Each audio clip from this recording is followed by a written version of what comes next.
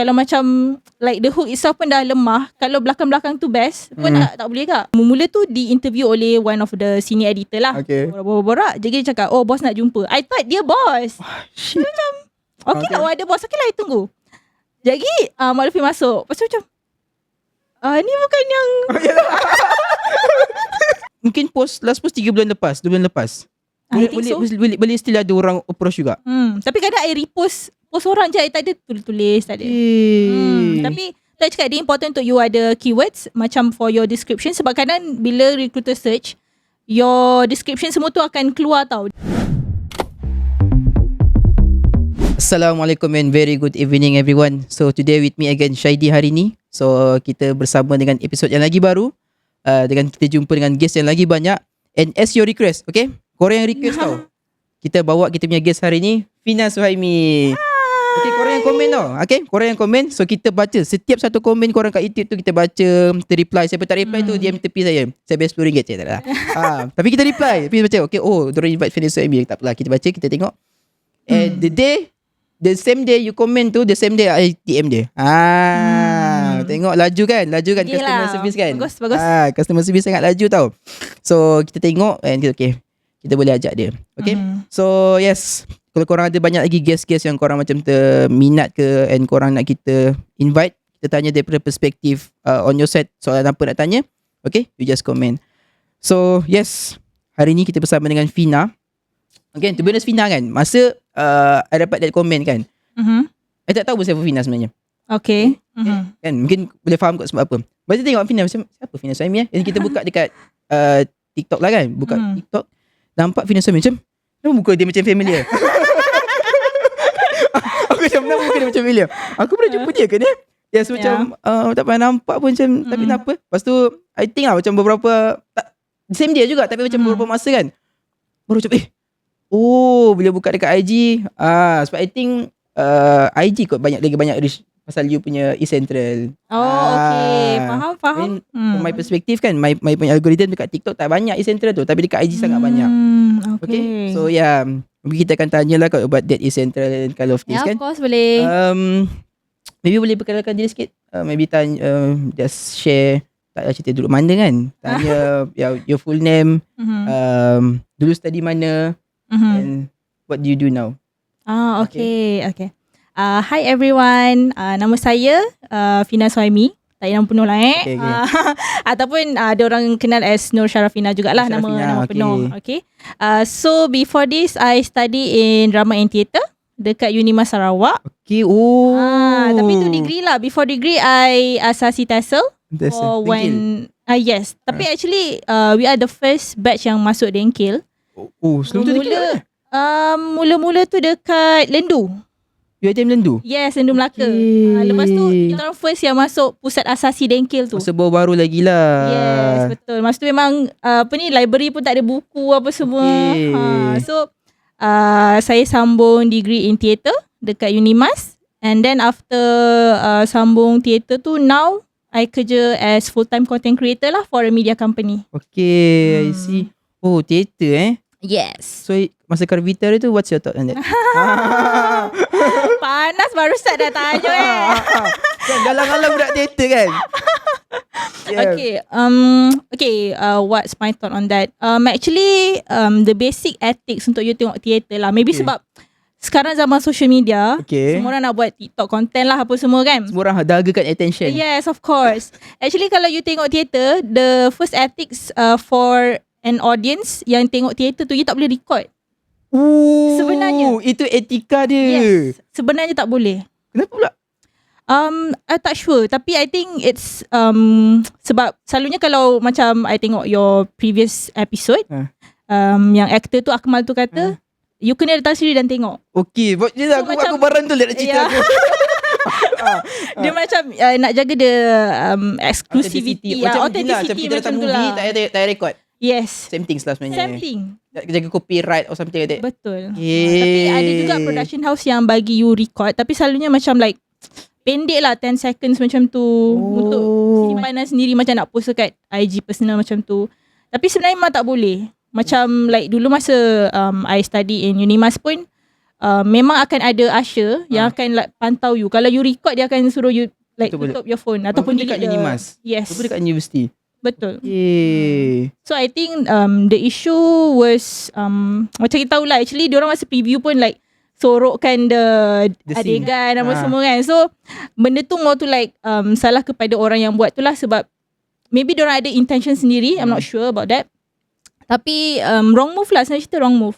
Sebab you kalau you study in theatre, memang you akan ada like ways ataupun creative ways untuk you menunjukkan scene itu. Tak semestinya kena literally like that. Ada banyak lagi masa, ada banyak lagi cara untuk you menunjukkan kemesraan antara pasangan. Tak semestinya kena like extreme macam nampak macam tu kan. Nampak doing the acts kan. Betul. You as pelakon pun ada etika, bukan penonton saja. Okay. Ada dari perspektif daripada teater. To be honest kan, masa saya study UPM, walaupun ada course teater tau, ada that something kan. Aku tak tahu kenapa, sepanjang aku belajar aku langsung tak jumpa budak tu. Budak course tu aku tak tahu ada, tapi ada teater tu. Masa adalah teater UPM, setiap semester diorang akan buat teater, jual tiket kan. Tapi tak pernah join pun. Like tengok pun tak pernah langsung datang ke benda semua. So I'm the netizens. Tapi okay lah, malam hari tu dah buat podcast, so dah terbuka lah mindah kan. Benda ni macam ni sebenarnya, ni lupa teater sebenarnya. Betul. Make mistake lah. Okay, jangan menghukum. Okay, tadi you cakap you kerja media company kan? Ya, betul. Itulah yang central tu. Benar. Tapi actually ada juga macam like orang yang kena air semua. Diorang ingat Essential tu is my own camera pula, is my own account. Tapi tak, memang I kerja dengan ada bos lah. Senang cerita. Macam mana boleh start dengan situ?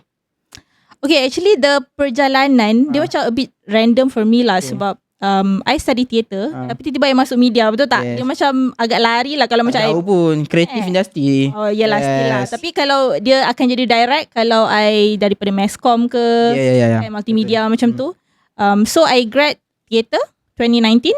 Lepas tu the first job yang I dapat, macam mana nak cakap, degree in arts, susah sikit nak jual. Lagi-lagi drama dan teater lah. Ini memang I cakap jujur lah susah sikit nak jual. So sebab tu lah pentingnya kena ada skill set, kena ada like network apa semua tu.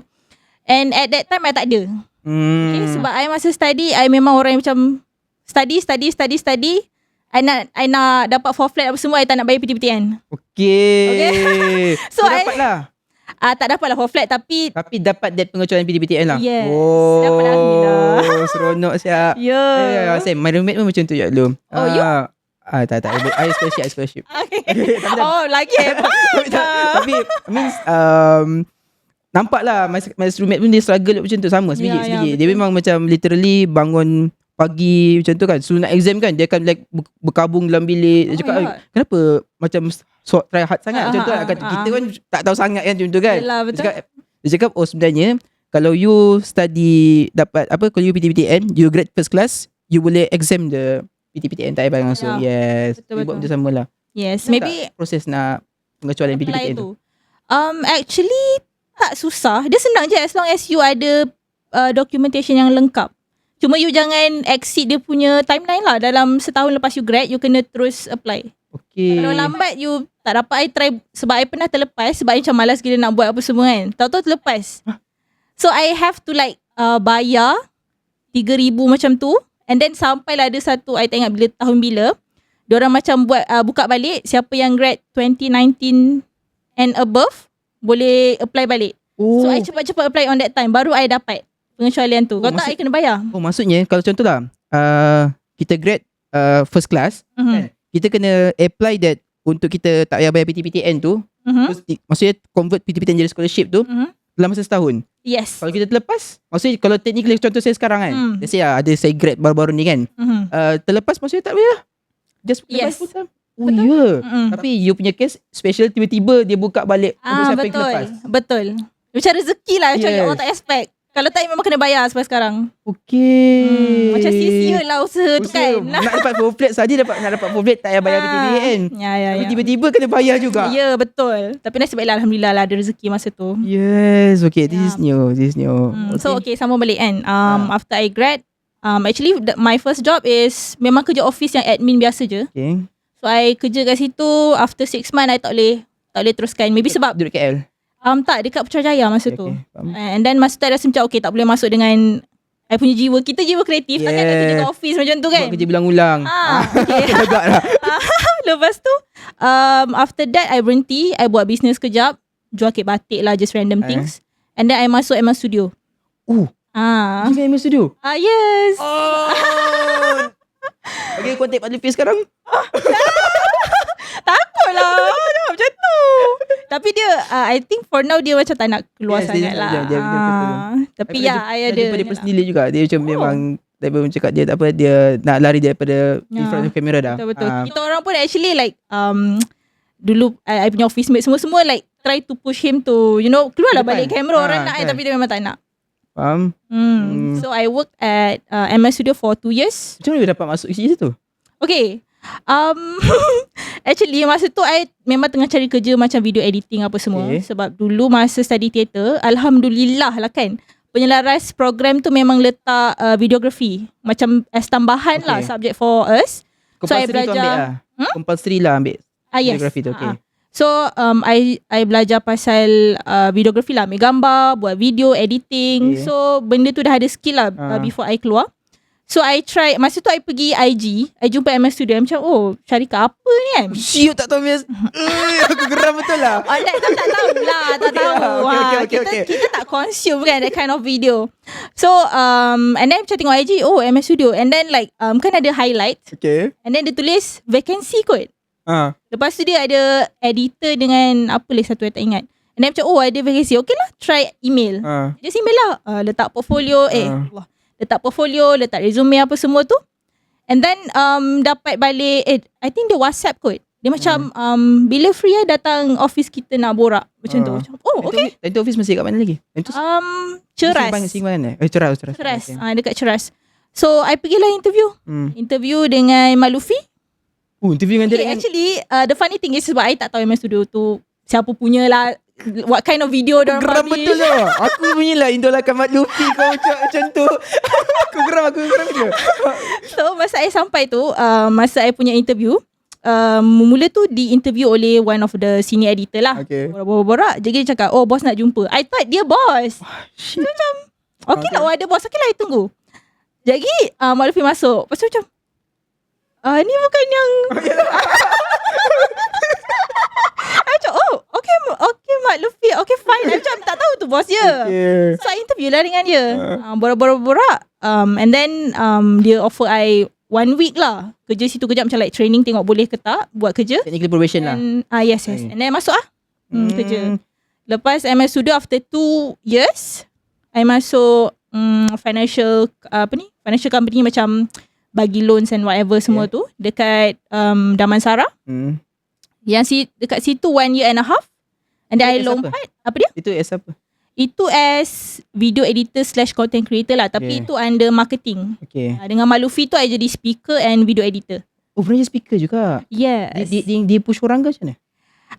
Yes, of course. Sebab mula masuk, I am very introvert. I tak pandai cakap depan kamera langsung. Tapi I boleh berlakon like theater boleh lah. Faham. Depan kamera tak pandai. Macam mana dia push kita untuk jadi content creator? I think dia maybe nampak potential kot. I'm not sure. Yeah. Tapi dia memang cara dia push kita senang je. Dia macam tanya hang apa benda yang hang suka lah macam tu. Saya suka K-pop. Okay, hang cakap pasal K-pop. Pernah dengar benda ni?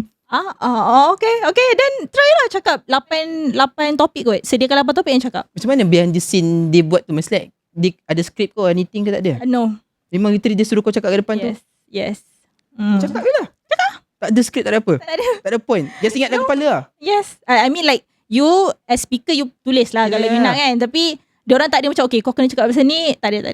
Dia just okay you duduk situ okay shoot. Dia akan bagi you masa lah. Macam okay next Khamis kau shoot. So kau pandai lah kita prepare sendiri. Means like datang kau duduk dengar apa kitit okay cakap. Yes. Your first video berapa minit raw? First video the duration? Duration 13 minutes. Tapi lepas tu dia video cut sampai 3 minit. Aku ragu benda tu. Maksudnya okey je lah. Baik pernah berapa kali tau hantar video dekat MS Studios. Kan, I think 2-3 kali juga hantar video. Kan, memang tak pernah lepas pun. Lepas tu ada kawan cerita. Tapi lepas tu aku dah tak tahu aku dah koyak kat time tu kan. Kawan cerita kan, Dia hantar video tu 15 minit dia cakap. Video tu dia Lepas lah. Lepas dia yang post kan. Okay. Maksudnya memang okey je lah kalau kita Okay je. faham. Tapi I'm not sure what's sekarang the kan. Apa dia? Kau sekarang tak tahu lah masih sama ke tak. I think sama je. Kan. Sama dia je. okey je kalau kita hantar video 15 minit. Dia akan cutkan sampai tu kan. Tapi topik saya memang peranan kan. Betul. Kan? Yeah. So after MS Studio pergi dekat yang that financial company 1 year and a half. Lepas tu baru saya masuk yang kat sini lah, yang Essential ni. Okay. And ni as video content creator. Video content creator. Tapi sebab I kerja remotely, so my team is very small tau. Kita orang kerja like I punya office mate dekat KL, dekat Kedah, dekat Jepun. I dekat samalah. WFA. Work from anywhere. Ya, work from anywhere. Ya, betul. Tak adalah macam bos saya cakap, you kena dekat rumah. Tapi dia ada macam like jumpa seminggu sekali ke? 2 minggu sekali confirm ada kan? Tak. I mean kalau meeting online yes. Tapi yang jumpa yang memang jumpa memang jarang gila. Unless kita orang ada macam like job with travel clients. Kita orang pergi travel sekali. Okay. Maybe macam makan-makan raya ke macam tu lah. Okay. Tapi memang jarang gila jumpa. Okay, I see. Tapi one of yang paling menarik lah for me kat East Central ni kan. Okay, pastinya means I bukan cakap East Central, I cakap you as the video content creator kan. Is how fast you cover that topic. Kan? So macam mana dapat all that things punya? Info tu sebenarnya mana? Actually for East Central ni sebab kita orang kan ada team. So like I ada writer team juga. Okay. So yang writer team ni akan pass to you. Yang akan passkan topik to me. Selalunya diorang kan boleh like tengok Google Analytics and whatever. So like akan tengok the trending keywords. So akan pass to me lah the topics. So very deep siap benda ni. SEO. Of course, yes, betul. So like for me kalau I post one topic, actually bukanlah post macam tu je. Memang kita akan ada juga the SEO stuff, the technical stuff memang akan ada sekali lah. So kalau you Google like certain topics, most of the time our video memang akan the first one. Yeah. Oh, maksudnya every you punya video tu it's not like you buat from scratch. Dia comes from ada beberapa kepala yang invest into that one video. Yes, of course. I macam orang bagi topik, you just I buat the script. Semua I shoot, edit, publish semua. Okay. Menarik, tapi tak tahu lah diorang dapat dari mana. Contohlah contoh macam scholarship kan? I think this one macam student yang memang akan gila terkejar-kejar tu sebenarnya scholarship to be honest. So macam mana diorang nak dapat, kat mana dia punya source paling reliable? Apa untuk cari scholarship tu? Kalau macam for us, kita orang memang ada like this website, nama dia memang essential.my. Okay. Kalau you pergi on that website, memang kita orang ada like topics for kewangan, pendidikan, bantuan, agama, macam-macam lah.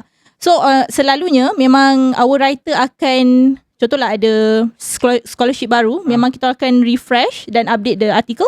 So you boleh Google lah, you akan nampak like the whole list of the scholarship. Oh, maksudnya memang updated lah. Yes. Walaupun contohlah kan scholarship yang sama, Yayasan Tunku Abdul Rahman tahun 2005, 2006 confirm dia akan buka balik kan. And mungkin dia punya requirement berubah. Tapi dekat you punya website memang akan berubah benda tu. Yes. Menarik. Sebab kita memang ada team writer yang memang akan like update. Macam mana dah kerja dia waktu je kan? Ya, betul. Takkanlah dia nak dia nak buat apa kan?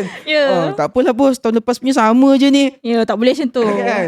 Walaupun technically sama, lagilah senang kerja dia kalau sama kan? Betul. Tukar 2006 tukar backspace, tekan tukar nombor kan? Betul. Menarik. Tapi okay, mungkin tak tahulah kan, sebab kita punya audience ni kebanyakannya adalah Gen Z lah. Gen Z sekarang, kalau you tahu Gen Z ni sekarang Gen Z paling tua umur 29. Janganlah mengaku. Kita nak Gen Z juga, walaupun tua lah. Tapi tak nampak bukan tak nampak Gen Z, tak nampak 29 pun. Maksudnya baikkan aku kan. Maksudnya nampak lagi muda. Yelah tu. Yes. Aku bukan nak jaga hati tau. Ya, jangan beres kan. I thought you 26, 27. Alhamdulillah lah, alhamdulillah. Gen Z paling tua kan. So Gen Z I think the first generation yang paling banyak access to social media tau. Ya, betul. betul. Kan? So in terms of content creation kan, what's macam you rasa yang paling penting? Kalau you rasa okay, let's say kita your boss told you okay, buat video ni dalam masa 10 minit. Paling banyak you akan invest masa dekat mana? buat video dalam masa 10 minit. Contoh lah, dia bagi skrip kan. Dia ada kan. Dalam 10 minit you kena siapkan this thing kan. Let's say tak payah 10 minit lah, 1 jam. Siapkan that one video kan. Kat mana you akan invest the most of your time? Paling banyak dekat mana? For me, yang saya selalunya memang takkan diberi skrip, memang saya yang buat sendiri. Okay. So actually paling lama I think on scripting and editing. Tapi the most crucial part is actually script. Sebab kalau you edit lawa macam mana pun, kalau the content itself tak best, orang tak tengok. So I akan invest most of time dekat skrip lah. Scripting. Apa nak cakap. Betul. And selalunya memang I akan like pastikan the hook memang betul-betul powerful lah. Itu yang akan tarik the views. Kalau macam like the hook itself pun dah lemah, kalau belakang-belakang tu best pun tak boleh kak. Betul. So memang I invest most of the time dekat scripting lah. Apa yang you perasan hook yang paling senang? Macam bagi trade secret pula. Okay, sebab sekarang I kerja remotely, so like every week kita orang akan revise the content strategy apa semua. So I think for kalau macam kita nak buat hook, sebenarnya template kalau kita tengok orang bagi tips template semua tu, most of the time doesn't work. Ni mesti Bro Safwan punya I tak nak petik nama. I respect dia as kawan tau. Tapi dia ada masa dia punya template tu jadi tau. Tapi mungkin dah agak outdated. I tak cakap langsung tak jadi. Dia actually jadi je, cuma sebab kita kena faham content creation punya game ni dia fast tau. Kalau you like stuck strategi yang sama dan yang lama, you akan ketinggalan. So sama juga for me as a content creator, kalau I dah jumpa, selalu orang cakap lah, you dah jumpa satu formula, you just ulang. Dia somewhat true, tapi sebenarnya kalau you tetap guna benda yang sama saja, dia akan jadi berulang-ulang dan orang macam it's just another content. You know, it's good untuk you kekalkan satu jenis style ataupun format of content. Tapi kalau you ulang-ulang tapi langsung tak ada like twist sikit ke pembaharuan sikit, dia orang akan macam tak naklah tengok. Ni macam nak another topic je, macam tu. So I think kalau you nak craft hook, as for now, kita actually kena tahu jugalah psychology behind buat content ni lah. Kalau as for me, kalau video kan, so selalunya kalau I buat video, I think what works is bila you buat content tu, you kena fikir you yang tengok. That's why kalau you tengok my videos, it's very straightforward. Dan kalau you tengok, you macam kita try untuk layman kan some terms apa semua. So kalau you pandai buat video tu untuk orang faham dan okay, it's not that hard lah untuk faham pun, then okay lah, the video akan pergi. Tapi dia ada satu menarik juga bila you cakap kita kena ada innovation kan. Tapi dia ada satu quotes yang akan bermain dekat kepala tau. Kita yang I think most content creator akan macam bergaduh benda ni dalam kepala dia. Which is satu, yes, inovasi. Satu lagi orang kita cakap don't reinvent the wheel. Benda tu betul jadi kan. Buat kita teruskan. Betul juga. Betul. So benda ni akan it's satu apa subjektif lah kan. Betul. Nak buat je. Betul. Tadi cakap apa you ada pergi, maksudnya ni kerja you yang ketiga keempat? 1, 2, 3, 4. Yang keempat. Keempat kan. Ada tak kerja lain yang you masuk interview tapi reject? You reject the company? Ada. Why? Apa yang the red flag you found? Actually yang masa I dapat, yang I tolak ni, the gaji offer is actually lagi tinggi daripada yang sekarang. Tapi sebab I think lagi banyak kelebihan yang sekarang ni sebab I work from home. That one is really sangat lah itu dah memang berat lah. Memang berat kat situ. And then like things yang macam the team is, I mula nak team yang besar, tapi bila I fikir balik, maybe I nak try untuk work independently dulu. I nak tengok I boleh tak buat. So sebab tu I pilih. Yang I tolak ni sebab masa tu dia offer contract kot. I nak cari permanent. So I tolak sebab dia contract and sebab dia jauh lah, senang cerita. Sebab before this, masa I kerja kat KL, I dah penat nak ulang alik tunggu MRT, sakit badan sampai kena masuk hospital semua sebab sakit kaki lah. So kerja KL, tahu? Sebab Kajang Line. I know. Betul. Betul lah. Tapi sebab kalau from my house, kalau nak pergi ke Damansara tu 1 hour something every day. Gila weh. You from Southern punya people kan, from dekat Kajang Bangi semua dekat. Weh, ada story tu. Sumpah jauh gila. Lagi pula nak I think Kajang kan, MRT ada 2 je kot. Stadium Kajang. Ya, Lepas tu betul. jadi ceras ke macam tak lah. Ya, betul. So orang Kajang semua akan berkumpul dekat situ. Betul. Dulu masa I intern pun, my friend ada seorang yang duduk situ lah. Dia duduk dekat area situ lah kan. Yang cakap dia tak kenal pun kan. Dia duduk kat Terus Tenang. Dia cakap kan, nak pergi Stadium Kajang pun dia cakap kan, dia kena bangun pukul 6. Ya. Betul. True story. Dia kena bangun pukul 6. So macam dia cakap dia memang barai gila. Balik kerja je kan macam barai. Betul. Macam itu apa yang I alami lah. And sebab tu lah I kerja setahun setengah je kat situ. I macam I tak tahan lah. Kalau macam kalau buat kereta pun, jam I pergi sejam, balik sejam. It's the same lah. It's same thing. Tapi tak tahan lah. Saya cerita dah tak boleh lah. Penat tu. Kan naik MRT. Oh, so maksudnya tak adalah masalah dekat company tu. Masalah dekat you found this one better offer. Ya. Actually, betul. Tadi you cakap sebab dia kontrak. Okay, I think kan, do you know kan, masa I first time masuk dapat kerja kan, I tak faham pun apa beza sebenarnya kontrak yang permanent. Okay. Apa beza dengan kontrak yang permanent? Kenapa nak ambil kontrak?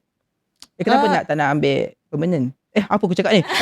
Kenapa nak ambil permanent? Kenapa tak nak ambil kontrak? Okay, maybe sebab walaupun I Gen Z lah kan. Tolong Gen Z. Walaupun I Gen Z, I think sebab macam ni sebab I tengok macam mana my brother and my sister diorang cari kerja apa semua kan. And memang daripada kecil kita di brainwash kan, di tarbiyah macam tu lah kan cakap. Di tarbiyah lah untuk dapatkan kerja permanent. Kalau kerja boleh government. Kerja government, jangan lompat kerja, benda-benda macam tu lah. So benda tu macam like ingrained in my brain. I macam kalau kerja kontrak ni macam tak berapa stable. Itu pada saya lah at that moment.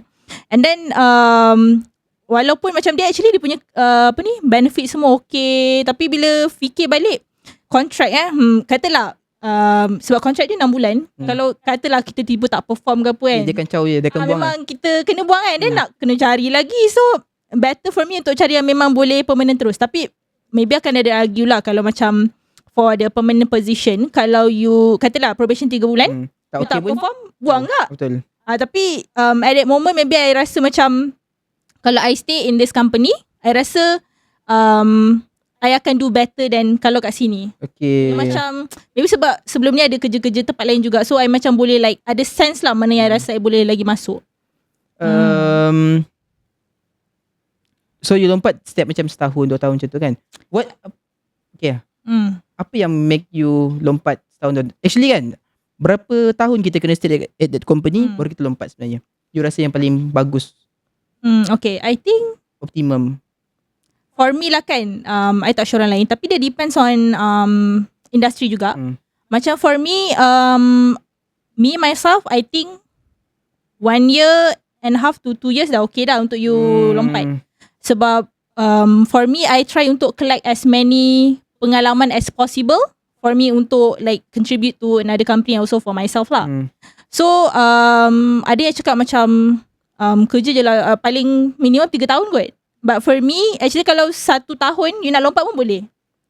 As long as you ada something to offer to the company. You tak boleh macam I nak gaji tinggi, I nak. Tak boleh. Macam kalau you ada something yang you belajar from previous company yang you rasa you boleh contribute to the next company, please do so.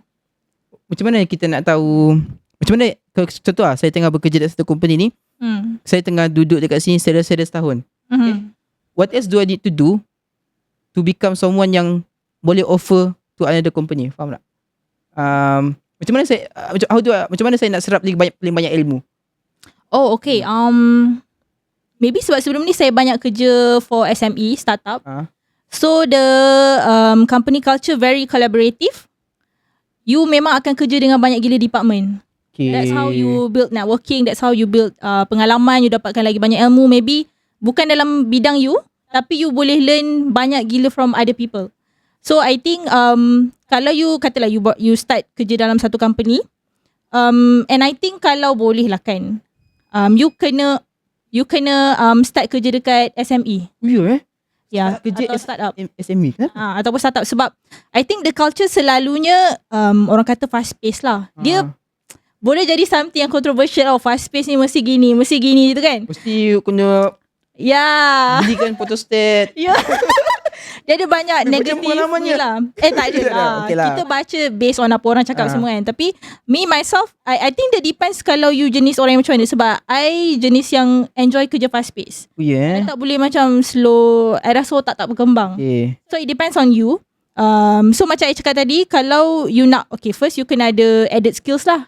Contoh macam before this I kerja speaker and video editor kat MS Studio. Bila I jump to yang dekat KL, the financial company, I bagi skill as speaker lah. Before this, diorang ada speaker tapi dia macam more to freelance macam tu lah. So dia tak ada yang betul-betul kau duduk kat situ kerja. Betul. So bila I lompat ke East Central, I dah ada skill speaker, I dah ada skill SEO. I belajar dekat situ lah, SEO, marketing sikit, copywriting sikit.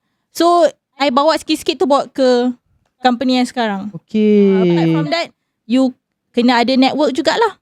You kena, sebab tu orang cakap kalau you nak lompat kerja, jangan burn the bridges. Maksudnya sebolehnya you keluar dengan baik lah. Unless kalau memang ada benda yang tak okay ke kan. Burn the bridges ni maksudnya jangan lost that connection yang elok lah. Yes, betul. Sebab tu lah sebolehnya kalau kat tempat kerja ni kawan dengan semua orang, try to make friends. Tak semestinya you kena follow IG tapi try to make friends dengan diorang, maybe connect on LinkedIn, which is professional social media instead of Instagram apa semua, sebab kadang-kadang peribadi kan. So dari situ you akan build connection. And kalau katalah next tiba-tiba bos you kata, you ada tak kawan marketing manager, you ada tak kawan video editor, you dah ada kawan sebelum ni, so you just connect dengan diorang je lah. And boleh suggest kat bos you, maybe boleh bagi freelance job. That's why lah kalau you nak berhenti, sebolehnya berhenti cara baik. Kalau kata you tak tahan sangat lah, you bagi notice lah weh. Bagi notice and bagi tahu saya dah jumpa kerja lain semua. Ya. Mana cara yang elok you berhenti? As someone yang dah berhenti kerja, tukar tempat kerja 3 kali kan? What's your macam advice lah untuk nak berhenti yang elok? The most good way. As for me, masa tengah notice period tu tengah buat apa?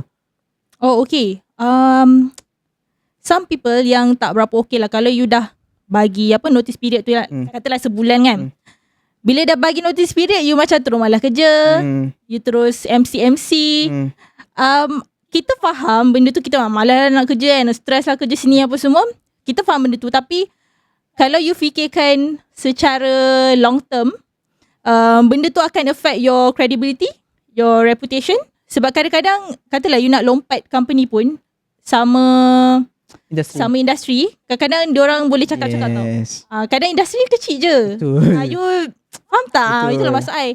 So I think kalau nak berhenti secara baik, sebolehnya kalau you betul-betul nak berhenti, you kena bagi tahu apa plan you lah untuk handover your job. Maksudnya so you kena properly. So bila you buat macam tu, tak adalah you burn the bridge. And orang pun akan senang lah macam, you nak berhenti, you dah bagi tahu I apa nak kena buat, apa yang kena uruskan ke apa semua. So tak adalah orang rasa macam main belah je kan.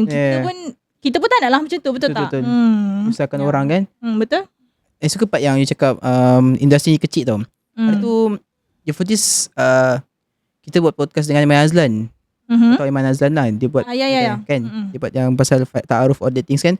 Tapi dia in terms of psychology, dia sangatlah power sebenarnya. So dia banyak law, dia tahu semua macam all this thing kan. Ada satu macam insight daripada dia tau.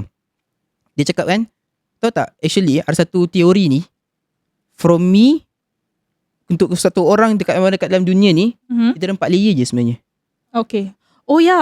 I think I dengar ni dekat Yusuf punya. Dia cakap Yusuf juga. Kan? So macam narik gila benda tu kan. Betul. So macam kalau you cakap siapa PMX, ada je tu. Kenal orang. Betul. And this one sangatlah menjadi gila-gila tau. I think yesterday berapa hari aku jumpa seorang budak ni, student lah. Dia dekat Tres kan, dia quite famous juga budak ni kat Tres, tapi dia tak ada muka. Dia muka macam dia tutup muka macam tu kan. Dia post dia banyak macam tu kan. So macam menarik jumpa budak ni. So just DM dia dekat Threads, tanya kan. Jom kita jumpa, lepak jap kan. Jumpa, tengok muka dia, my first impression was, kenapa je aku nampak muka dia? Macam tu lah kan? Sekali sembang kan, aku kenal abang dia. Oh my god. Abang dia kawan satu belajar tu. Aku cakap Oh my god. Oi, memang literally aku cakap dalam time tu macam baru lepas jumpa Aiman Azlan tau. Tiba-tiba dia macam ya, betul. Begitu je. Ya, betul. Last time pula last night sembang dengan ada jumpa seorang abang dekat surau lah kan. Dia sembang abang kat surau kan. Awak yang buat podcast tu kan? Dia cakap betul. Macam boleh tahu kan? Sebenarnya dia jumpa je kan. Selalu jumpa nampak. Dia cakap, lepas tu dia cakap kan, Hadi Luqman tu sebenarnya junior saya masa kat sekolah.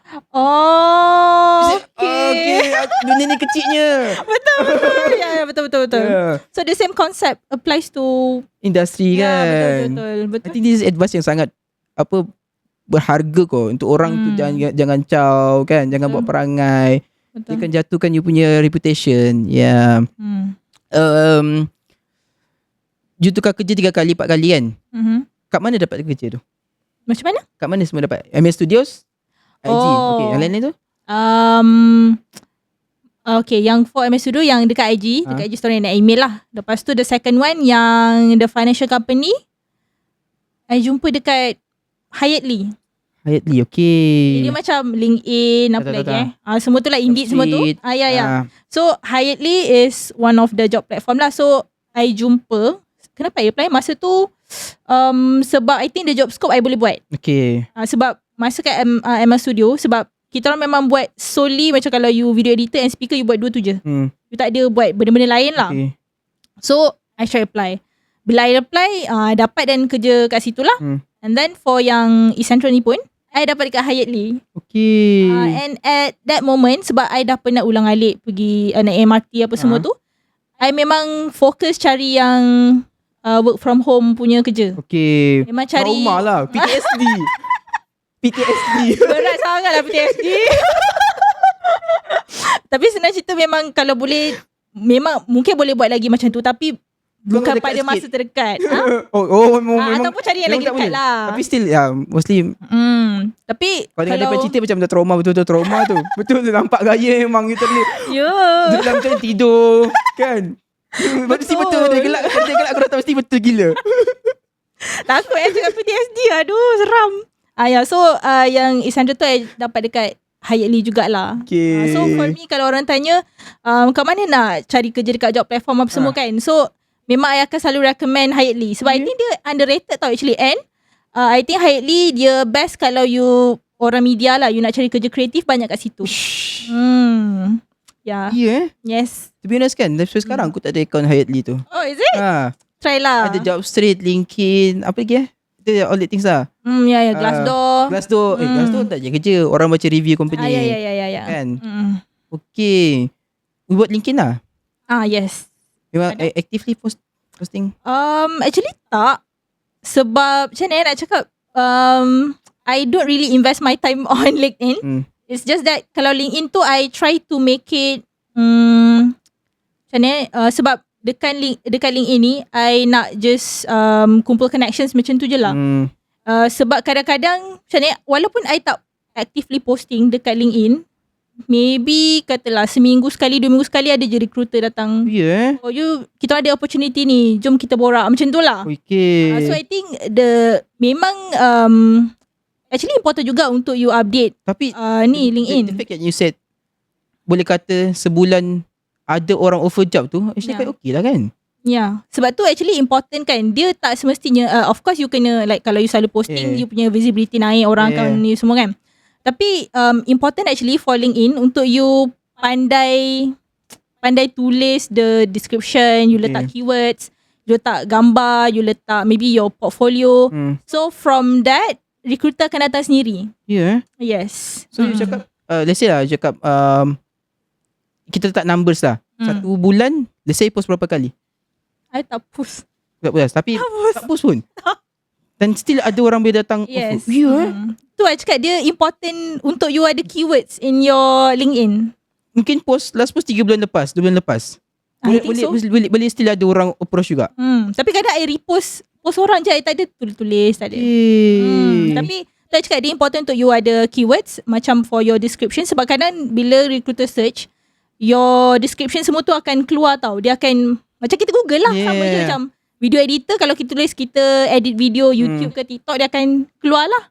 Okay. And also you can letak you punya resume, you punya portfolio. Okay. Sebab kadang diorang browse through kita punya profile. And then kalau kita dah attach kita punya portfolio, dia akan tekan lah portfolio and then dia tengok dia boleh contact kita lah. So yang DM you just reject lah, elok-elok lah. Sebab sekarang saya masih nak kerja kat sini. Masih sayang lagi. So I just cakap, tapi kita boleh cakap kita reject, just cakap macam oh thank you for reaching out macam tu. Sekarang tak mencari lah. Tapi apa ni? Will contact you in the future. Ya. I got corporate jargon. Kena belajar tak boleh cakap oh tak apa saya tak minat. Tak boleh cakap macam tu. Kita bukan WhatsApp. Kena belajar tu corporate jargon, sumpah. I think kan ni benda yang masa-masa intern dulu kan, kenapa sering kan my supervisor ajar cara nak reply email. Faham. Bagus lah. Actually bagus. Aku yang balik kan. Sebelum nak hantar email kan, contohlah dia akan macam hantar untuk kita kan satu team kan, dia ajar semua kan, dia hantar reply to email kan. Sebelum you hantar email, send to me dulu. Oh my god. Hantar lepas tu dia betulkan perkataan tu. Okay, reply balik. Okay lah, bagus lah actually. Tapi for me kan macam ya Allah, macam balik belajar murid lah. Tapi bagus lah. It's a good skill for you to have lah. Sebab ramai je tengok orang lagi HR kan, dia complain macam kalau Gen Z dia apply je tulis macam hantar resume dengan tak ada ayat proper. Macam WhatsApp pun macam oh saya nak minta kerja. Tak proper, tak okay lah macam tu. You memang kena belajar juga kan. Kena belajar benda macam tu kan. Betul. Alah paling-paling pun you ChatGPT je lah. Kalau susah sangat, korang kan suka ChatGPT, gunalah. Kita Gen Z tau. Tapi literally kan, apa aku nak tanya tadi ada tak benda ni kita diajar dalam zaman news ni?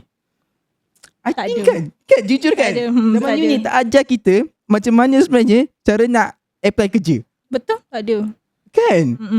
I think sepatutnya macam kena ada tau. Tapi kan I think masa I study dulu pun memang tak buat. Macam tak ada like kelas ke bengkel tau buat. Maybe ada satu macam tu. Itu pun kadang-kadang diorang tak datang. Maybe sebab diorang tak rasa benda tu penting kot.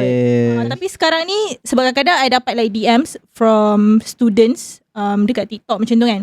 Hi miss, kita nak panggil as speaker untuk cakap pasal resume, pasal LinkedIn. So diorang dah ada inisiatif. I think diorang dah start ada. Tapi still on the students nak join ke tak. Betul. Tapi to be honest kan, sebenarnya nanti kan aku kena kecam juga kan. UPM ada. Cuma tahu apa masalah dia apa? Masa tu SEM 1. Macam tak lama sangat. Ya, betul. Dah lupa. Ya, betul. Sepatutnya I think like masa korang nak pergi internship, masa tu dah boleh kan. Sebab benda tu I think to be honest kan, ilmu knowledge is just knowledge tau. Apply. Betul. Kan. Time tu I remember kan, sebenarnya ada sebenarnya. Tapi tiba-tiba time tu kita orang macam literally cuma kita nak hantar email ni, masa nak apply kawan-kawan ramai kan, apply internship semua tu, literally cari balik Google Drive tu yang kita pernah submit tu kan, cari ada, ambil balik tu. Okay lah, at least ada lah. Tapi yelah, to be honest, tak semua orang akan ada terfikir benda tu. Sebab macam kelas tu dia tak ada kelas, dia bukan, dia nama kelas tu kita orang panggil, aku lupa nama kelas dia, tapi kelas tu dia just lulus gagal je. Tapi tak ingat lah compulsory ke tak kelas tu. I think compulsory. Tapi just lulus gagal, tak ada pointer, something like that. Okay, faham. Macam tu. Tak tahulah kalau dekat universiti lain kan, tapi dia tu ada. Cuma mungkin time dia buat tu orang tak ambil kisah. Betul. Kan, the timing tak kena. Could be lah. Tak kena sebab tak rasa urgent pun nak belajar benda ni. Nak belajar tulis email. Betul. Nak faham corporate jargon. What's this kan? Kita elok je duduk kat universiti. Jom kita mamak sekarang. Kan, tak ada apa. Sembang kat doktor pun, Assalamualaikum doktor, saya tak datang kelas hari ni kan. Yes. Betul. Apa nak tanya lagi? One of your content lah, kita cakap pasal ni one of your content cakap pasal career fair. Okay. Apa yang kita kena buat bila datang career fair sebenarnya? As orang yang datang lah. Okay. Sebab before this, saya memang pernah jaga booth career fair. Masuk kat UM I think. Okay. And then I think kalau you nak datang career fair, yang I perasan lah yang I tengok, maybe sebab dekat UM, the students actually quite proactive tau. Sebab diorang datang, sebab typically ada orang yang, sebab kadang kan ada orang yang rasa career fair ni apa collect data lah, apa yang just for KPI Ini banyak lah. gila Ya. social media. Ya, betul. So kadang-kadang orang yang datang ni, diorang dah ada that mindset yang macam ni bagi resume mesti tak panggil balik. Which is a wrong mindset sebab kalau for me masa I jaga booth for my company tu, diorang akan datang dan akan tanyalah contoh macam for this position apa yang kita akan buat, I akan kerja dengan siapa. So like diorang very actively tanya soalan macam tu. So I excited lah bagi tahu. Oh, akan kerja dengan ni. Okay, KPI dia mostly kena post video macam tu kan. You akan work dengan ni, and then dia akan tanya, bos okay tak? I jawab je lah, oh bos okay macam ni. So bila kita tahu diorang like kita boleh borak dengan diorang very curious about the job, kita akan diorang okay cakap lah, okay bagi you resume, nanti I bagi I punya manager. Jadi kita akan simpan the resume, kita akan bagi manager tu, and actually memang I punya manager contact So actually kalau you datang, you kena bagi good impression to the bakal employer atau hiring manager lah. I think sebab kenapa orang cakap collect data, mungkin sebab dia datang, okay, this is my resume. Jom kita pergi booth sebelah. Alamak, dah habis lah photostat baru pula. Ya. Maybe I'm tengok lah. Tapi kadang-kadang one of the things yang you kena, dia mungkin dapat kecil for certain people, tapi you kena fikir ataupun buat is, you kalau datang career fair, memanglah kadang jom lah kita pergi kutip free gift lah, buku. Ni aku siap tu. Pasal first year second year sumpah aku buat benda tu gila. Itulah kan, Kutip goodies. Kutip je kan. So I think actually kalau you datang, walaupun you punya niat hanyalah nak mengutip goodies ke apa kan, actually kalau you datang career fair, first you kena pakai proper. Walaupun you baru balik kelas ke macam mana, kalau boleh pakailah elok sikit. Okay, that is sebab benda tu first impression for hiring managers. And also kalau memang you, sebab kan kenapa saya cakap macam tu, kadang-kadang kalau kita datang, kita nak borak dengan orang industri ke apa, just you know nak make connections ke, you nak follow LinkedIn dia ke apa kan, takkanlah you nak jumpa orang, maybe you pakai baju macam t-shirt biasa je, faham tak? Dia kena proper sikit lah. Maybe kita macam ala fake-nya nak macam ni kan, tapi that is how corporate world works. Kan? So you kena pakai proper, and then kalau you memang datang, you nak try cari kerja, maybe kita tak boleh nak confirm dapat lah. Kita nak cakap sebab kalau you cari kerja through job platforms ke, you interview, you kenal orang dalam ke, tak semestinya you dapat juga, betul tak? Betul. So kalau you datang, you nak buat resume, I pernah jumpa lah, macam you cakap kan, dia bagi resume yang photo state. You kalau you jadi recruiter, you skim through lah kan. Okay, ni resume ni tiba photo state letak tepi. Faham tak? Dia tak nampak proper lah, nampak macam you tak ada effort untuk ni lah impress hiring manager kat situ. So I think you kena datang prepare, pakai baju yang cantik, buat resume, and then kalau katalah you memang berminat, you kena pastikan you make connection with that person. Macam saya cakap tadi, you follow LinkedIn ke, you dapatkan contact number ke, card business ke, so you nampak very eager tau. Kalau you macam, I minat, okay ni resume I, okay bye. Macam mana orang nak ingat you? Mana goodies aku? Tak tahu dia ingat dekat booth. Itulah maksud I, faham tak? So yeah, I think itulah maksud I. Maybe ada orang cakap, aku dah berapa kali pergi langsung tak dapat. Maybe there's something wrong yang you kena buat. You know, your resume ke, ataupun how you present yourself ke, you cakap macam mana dengan hiring manager tu. Benda tu kena consider juga. You tak boleh lah macam terus cakap, ni scam, ni semua collect data. You selalu pergi ke? You tahu ke? Faham tak? You buat tak apa yang I cakap tadi? Macam you borak ke tak dengan orang tu, you make connection ke tak? Resume you okay ke tak? Baju you proper ke tak? The point is being stand out lah sebenarnya. Betul. Sebab kalau you fikir, kalau you datang career fair, like 2,000 people datang at one time, kalau you like just another candidate, what's the point? Betul tak? Betul. You kena ada something yang untuk orang ingat you. Sebab masa I jaga booth tu pun, like ramai gila student-student yang jumpa, I think I ingat dalam 3 people je kot. Apa yang membuatkan student to stand out? Sebab macam saya cakap tadi, dia tanya banyak soalan. Macam dia tanya soalan kadang yang di luar kotak lah. Apa macam apa contoh soalan yang ingat? Contohnya, okay, selalu kan orang tanya kan, okay, position ni buat kerja apa? I cakap lah, buat kerja ni. And then tiba-tiba tanya, what's the working culture? Fast pace tak? Macam tu kan. Oh yeah, of course lah kita fast pace. Bertanya soalan pun menjadikan kita stand out. Menariknya. Yes, you akan ingat dia lah. So nanti kalau macam dia nak balik ke apa, okay thank you apa semua. And then dia akan like hari tu dia bagi I resume kot. And then okay, I akan bagi I punya manager. I terus simpan like dalam one specific folder for my manager. Okay. And then manager tu contact dia budak. Yes. Menariknya. You kena bagi good first impression je actually. Tapi you tak boleh lah you hantar resume you okay dia call punya tak boleh macam tu. It doesn't work that way. Kalau you pergi interview pun you mesti akan tanya soalan, like you kena nampak eager untuk nak kerja kat situ kan. Kalau you nampak macam minat tak minat je kat situ, macam mana orang nak rasa convince nak ambil you kerja? Betul tak? Okay. Maybe last question lah kot kan. Aku tak perasan sebenarnya kita nak bersejam dah ni. Obviously sebagai orang yang dah tukar kerja 4 kali kan, apa skill yang you rasa sampai sekarang you masih macam tak dapat lagi that skills yang you nak tu? Macam mana? Untuk I punya kerja ke atau like me as a person as a whole macam tu? Untuk kerja lah.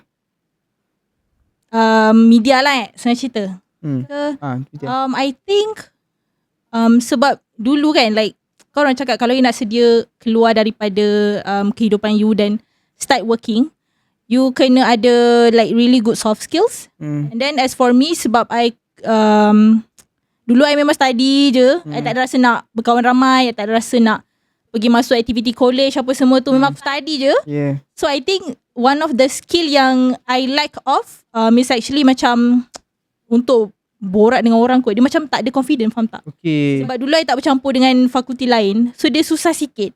Macam tapi sekarang sebab I dah try untuk slowly like pergi events, jumpa clients apa semua. So eventually I build up benda tu.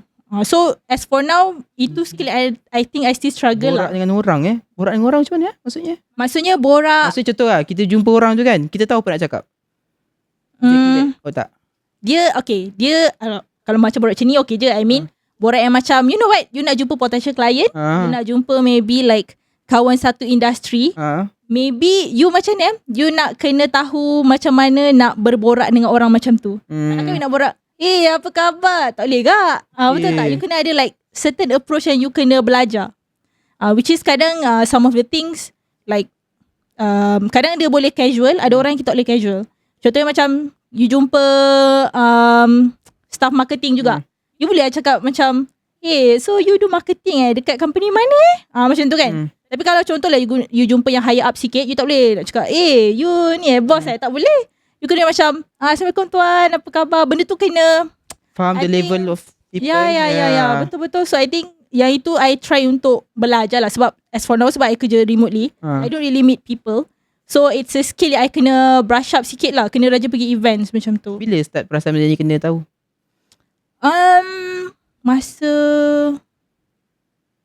Masa kerja finance. Ni kot finance I tak jumpa orang sangat. Memang kerja kat office je, tak ada keluar jumpa orang ke apa kan. Yang kerja sekarang ni sebab sekarang ni memang I kerja seorang. Sebab team pun bersiapa-siapa, sebab video I seorang je. Betul. So kalau I nak jumpa orang, I lah orangnya. Okay. Adalah business development punya staff. I akan pergi dengan dia. But then I lah yang kena macam cakap-cakap I kenal you daripada video apa semua. Dan I kena cakap that's benda-benda lah, borak-borak gitu. So I think masa I masuk yang kerja sini, yang recently ni, yang baru I rasa macam it's very important actually. Sebab kalau tak I macam mana cakap, I tak tahu apa patah dia, tapi macam masuk kampung apa benda you tak masuk kampung. Macam tu. Ya betul. Kalau tak nampak macam you the odd one. You kena ada that skill lah actually. Communication kan? Yeah, betul. Important actually. Sebab kalau you macam macam ni kadang-kadang ada orang cakap I introvert lah, tak macam dengan orang. Bukanlah stand pun, I pun introvert. So kadang-kadang you kena tahu yang introvert tu boleh, tapi tak boleh lah semua benda nak cakap introvert. You kalau kena cakap orang, cakap je lah. Untuk kepentingan you juga, macam you nak dapatkan connections ke, you nak cari kawan baru ke, tak nak kena, tak boleh orang tunggu orang tegur kita dulu. Kita kena start dulu. I see. So you rasa this kalau you macam boleh, orang kata orang suka guna ayat ni, kalau boleh patah balik masa, akan beritahu dekat you masa zaman degree lu, keluar college. Itulah. I think kalau boleh putar balik masa, I think actually my lecturer pun ada cakap, kau pergilah borak dengan orang-orang ni apa semua, pergi buat network. Tapi kita introvert, kita tak pergilah. Guna tiket introvert tu je. Guna tiket introvert. So I think patutnya masa tu I pergi je. Like terbakar muka kejap, cakap dengan orang tu. Sebab mesti ada sebab kenapa my lecturer suruh I pergi approach dia. Of course dia rasa I ada potential ke macam mana kan untuk make connections dengan orang industri. Tapi I choose not to, which is regret jugalah. Ya. I see. So masa tak benar, takut nak tanya panjang nanti kan. Tapi masa tu intern dekat KL lah, kat Sarawak juga. Tak, I intern kat Penang. Wah, ni cerita panjang ni, tak apalah. Kat Penang jauh lah. Jauh lagi, pusing-pusing juga tu dunia. Okay, tak apalah kot. Kita akan next episode lah kot benda ni. InsyaAllah boleh. Okay, so maybe kita bagi ni, you ada advice last ke untuk maybe audience ke nak dengar? Nak bagi kat siapa tu? Kita punya pendengar kita semua Gen Z. Aku Gen Z juga kan. Okay, for Gen Z I think sebab Gen Z, I rasa dah ramai yang masuk workforce kan. Yes. Ada lagi ke study? Ada lagi Gen Z sampai I think paling muda tahun bila mungkin first year sekarang, second year sekarang degree. Okay. Kira ramai yang adik-adik baru masuk you lah kan. I think maybe I nak cakap lah, kalau ini for specific audience lah yang lebih kurang macam I dulu masa I study. I think kalau bukan masa study lah, I mean untuk yang dah kerja jugalah kalau you ada like certain personality yang you rasa tak boleh berkembang, which masa I dulu I rasa I introvert, jangan jadikan introvert tu sebagai alasan. Okay? Sebab ada orang cakap like macam I buat video, orang ingat I extrovert, tapi tak, I introvert. So jangan jadikan alasan untuk you tak explore benda baru. Kena ada minat ataupun rasa nak explore new things in your life. Tak semestinya dalam kerja, maybe benda-benda yang berkawan, cari circle baru, berkenalan dengan orang-orang tua ke, bukan orang-orang kita je kan. Sebab kadang kalau kita tak borak dengan orang tua, kita punya minda pun sama je lah dengan orang ni, like mind like punya person kan. Tak adalah macam kita tak belajar daripada orang yang lebih berusia. So I think my advice is untuk you jangan limitkan yourself, trying to explore your keupayaan, abilities lagi besar, and then carilah ramai kawan kot. I think it will benefit you greatly. Cari kawan, connection. Cari kawan. Alright, thank you Fina for this episode. Okay, I think this is a very fruitful episode lah. As for me personally, sebagai Gen Z juga. Okay, so I hope that semua yang tengok ni, you get good benefits from this episode. Banyak sebenarnya kita dapat daripada career fair kan, daripada dunia bekerja, rompak kerja. This will impact very muchly lah for me personally in life. Okay, so as usual, see you next episode. Kalau korang ada lagi orang lain selain daripada Fina kan, korang nak kita invite, kita nak ajak orang tanya specific topic or anything, okay, you just comment. Okay, and as usual, see you in the next episode. Bye.